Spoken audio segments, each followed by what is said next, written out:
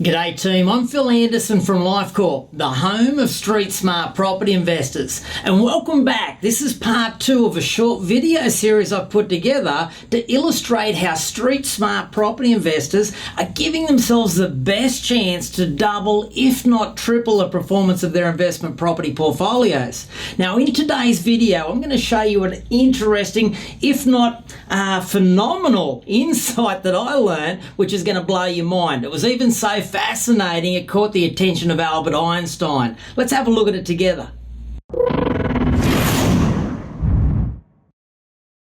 So what could be so interesting that it caught the attention of Albert Einstein? Well, we are of course talking about what he described as the 8th wonder of the world, compounding interest. And in this case, compounding capital growth. It's a phenomenon. And when you put the elements of this together, layer them together, it really does give you a whole new perspective on the growth and the expectations we can have with holding a property portfolio over a longer term. Let's have a look at a couple of things together. We talked in the earlier video about the fact that if we looked at a property cycle over a period of what an average property cycle probably looks like around Australia, let's say 10 years in length.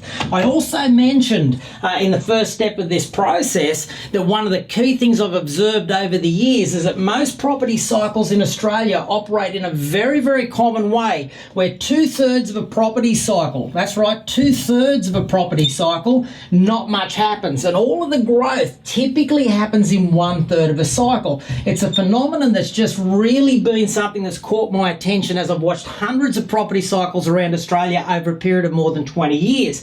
And all of the growth tends to take place in one part of the property cycle.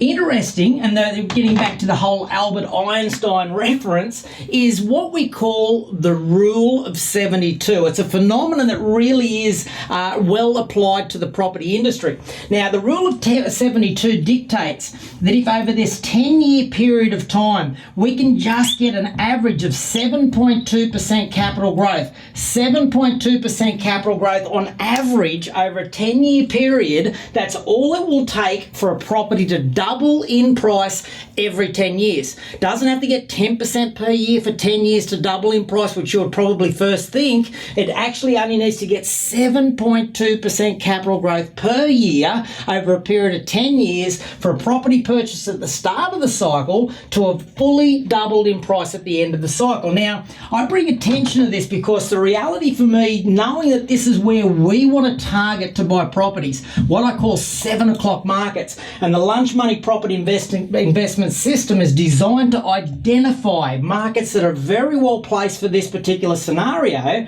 The rule of 72 dictates, like I said, that a property will double in price. The property that you buy here will have doubled in price by the time it gets to here. But if you notice that if all of the growth is happening in 1/3 of a cycle, no growth in 2/3, all the growth in 1/3 of the cycle, can you imagine what the growth needs to look like in here? Even in an average property cycle of 7.2%, which is a humble property market around Australia today, inside of the group that I sort of help coordinate and we use my systems and so forth to help identify 7 o'clock markets, we're averaging over 9% capital growth. So inside of a market where this is all happening, of course you're going to get much stronger growth in this period just for it to average out to at least 7.2%. If it's going to be 0% between here and here, of course it's got to be much greater than that to just get back to a basic Australian market, an average of around 7.2%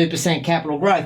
The rule of 72 is something which really is worth understanding, because it gives you the confidence to know that even holding a property in the longer term, you're probably going to look like a rock star eventually, but as soon as you start managing to target these 7 o'clock markets and you're looking for this growth potential in the market, this ideal timing in the market, of course you can experience that growth much, much quicker. Now next week when we come back, I'm going to show you how to duplicate, how to use these factors that we've already identified, how we put them together and how we duplicate, how we put the properties to work for us. So it's bye for now. We'll see you next week. And remember, if you're thinking about buying a property, if you can't buy it with your lunch money, don't buy it.